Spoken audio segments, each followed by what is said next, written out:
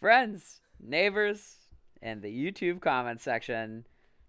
We have a guest solderer today. Ben is soldering. We have a cool connector that I thought, man, why give you the normal crappy Billy video production when Ben can solder on camera? So somebody else has to do it and not just me. Okay. So YouTube comment section, eat your heart out. Okay. All right, so we're doing combo XLR connectors today. We had a client request these on an I/O panel that we're working on, and I don't know if you caught our shop talk video where we briefly teased this video in another video. So if you want to check that out, we're talking about TRS connections and things like that because of this particular connector that we're working on today.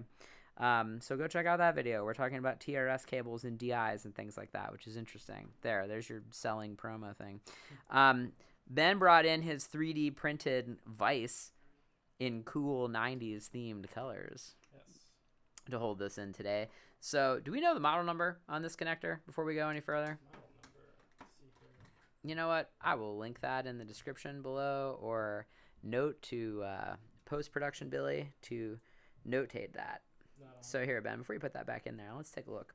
So these Neutrik connectors are our combo XLR TRS jack. So on the back, if you could flip that over, please, we do have these connections. So you can wire the backs of these independently as either a TRS or as an XLR, which is pretty cool and also interesting. So what we are doing for these, Ben, show the people at home your cool snake that you've made so far. This is an 8-channel. It's 7 channels so far. Well, it's 8 total. Yes. And we're saving the last one for YouTube because if we didn't do it on film, did it actually happen?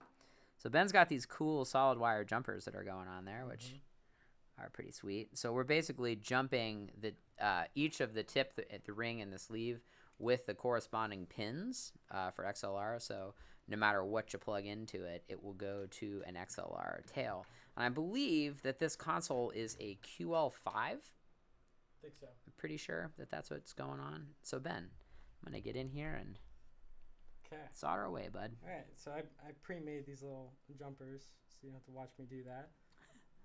But basically, I'm just sticking them right where they need to go to jump the connections between the TRS and the XLR. And I'm just taking my soldering iron, and I got to go on the side of it to not touch. I got my shaky hands, drinking too much caffeine. There is a camera in your face also. Yes. You gotta touch the side so you don't bump the wire too much. And then I get that just kind of, that's not a good solder joint yet. I'm just holding it. And then I complete this side. Get that one nice and good. Like that. And then I come back. I finish this one up. So there's that connection. So what did you just do? That is the hot connection. So pin 2 on the XLR. And this is the shield/ground connection.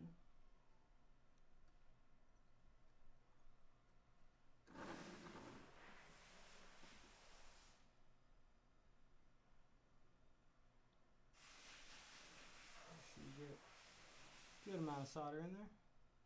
That's a good connection.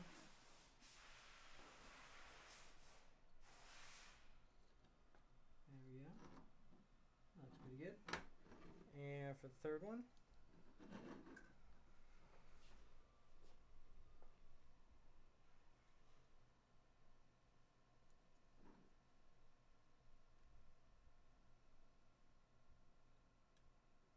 and this is cold pin.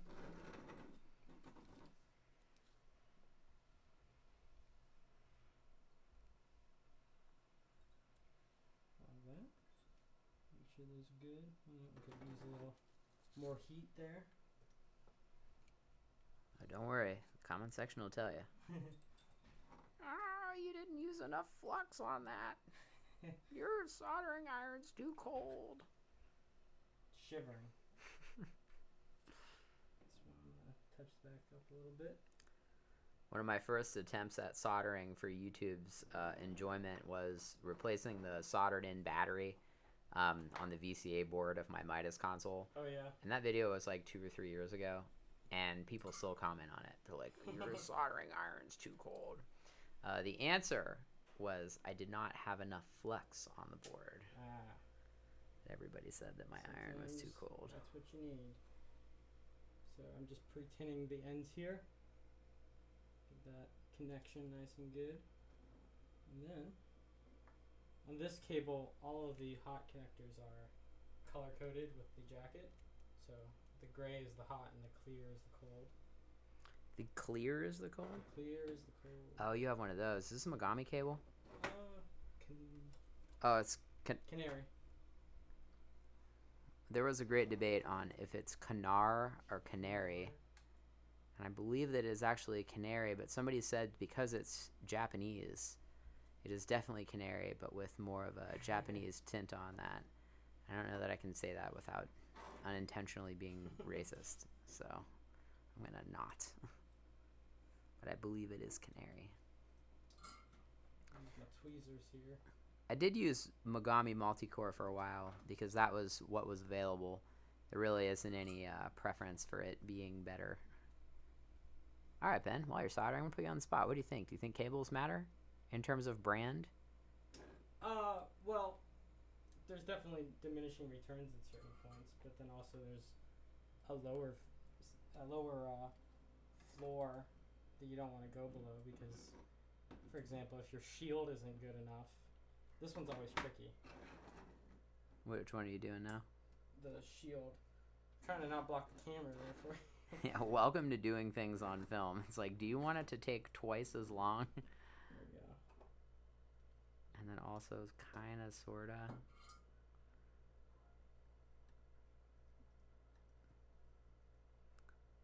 This is definitely an audio guy is filming and narrating, so the production quality is not great. Okay. All right. There we go. And then it's got a little bit of heat shrink here. Just to tidy it up a bit. Strain relief. Hold on. Show it to the camera before you shrink it down. Here, look at Ben's nice solder work. Nice. So the only bad thing about jumping the connectors like this is we are not putting heat shrink on the terminals. Yeah. Just kind of which is kind of a bummer. So YouTube comment section, we know. I'm going to fix this one a little bit. It's not quite where I want it. You should put heat shrink on those connectors like that. Yeah. Which they're right. Just a little bit tricky on that one. There's a lot of pins to jump. And we actually did talk about trying to do it, and it just became so sloppy. So here's the conundrum.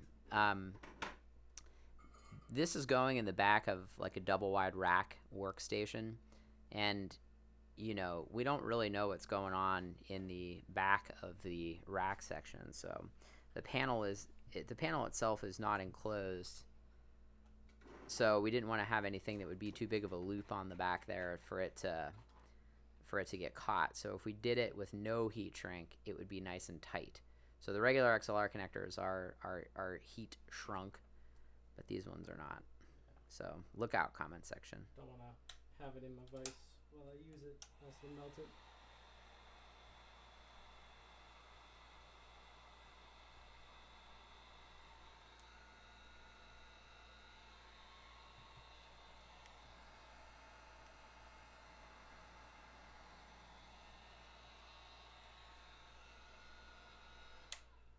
There we go. Yeah. All right, we'll check back in once these are mounted so you can see the finished product. I've been actually having a lot of fun being video guy with Ben on here. I'm going to throw a bunch of shade at video guys. It's like, oh, this is what it's like to just sort of stand around and watch people work, huh? That's good. Us audio guys are always just like, you know, doing the actual work. Going boom, boom, boom. Ben, that's a nice ratcheting screwdriver you got there. It is a nice ratcheting screwdriver. So when Ben started working here a couple weeks ago, he's like, you don't have a good ratcheting screwdriver. And he decided to bring his in, which is the Linus Tech Tip LTT screwdriver. So we are in an epic battle as to whose ratcheting a screwdriver is better, the LTT screwdriver or my loser Klein screwdriver. So how's it feel to be slumming it with that Klein screwdriver? I don't know if I'm going to make it through. That loser $25 ratcheting screwdriver. Which brings me to my next segue. So I'm trying to be a real YouTube person now, right? I do have an Amazon store. If you're interested in any of these tools that we're using, check out the link in the description for the Amazon tool list. I think I made $1.50 in commission so far. I've been doing this for 2 months. So, you know, clearly I'm retiring and buying a house in Florida. But anyway, more of curiosity, if you're interested in any of the tools, you can buy them. Notwithstanding Ben's sweet LTT screwdriver, which is actually very cool. All right, here's the panel. Oh, hold on. I gotta cut us off at the pass here. Head us off at the pass. The number one comment on any of these videos for I/O panels and distros is, where do you get the metalworking? You get them from us at LM. You can email me, billy@lmcasos.com. Happy to supply you with any of the metalworking / paneling that you may need. We would rather build it for you, but if you'd like to do it yourself, we can do that also. All right, here's the back of Ben's panel. Unclamp it, man. Oh, hold on. Let's look at your solder work here. I don't know how well you could see this while Ben was working and I was standing around filming, pretending like I know stuff about video, which I do not. This is very pretty. Nice job. Thank you. You want a gig? I don't know. So, okay, YouTube comment section. Look, we heat shrunk the XLR ones. It's just the combo ones. All right, show us your work. Unclamper. We still have to terminate the ends. So again, this is going into a QL5 workstation. So this is just basically an input panel. Ooh, so nice. Hold on. We'll get our thumbnail out of that. This is kind of cool. My only complaint about the combo jacks is they are an all plastic housing. So you do need to use the infamous Neutrik E screw if you're not familiar with that. The Cat 5 connectors, the NE8 FDP/B connectors, use the E screw as well. So we had them on hand. This is kind of cool doing the combo jacks. It's the first time we did that here. First time anybody asked us. These would be speak-ons on the end. But again, we're not done building the panel. I just thought for riveting content, it would be cool to show you guys the combo jack. Anyway, thank you, as per usual, for stopping by. We will catch you on the next one. See ya. Wave Ben. Tell him bye. Goodbye.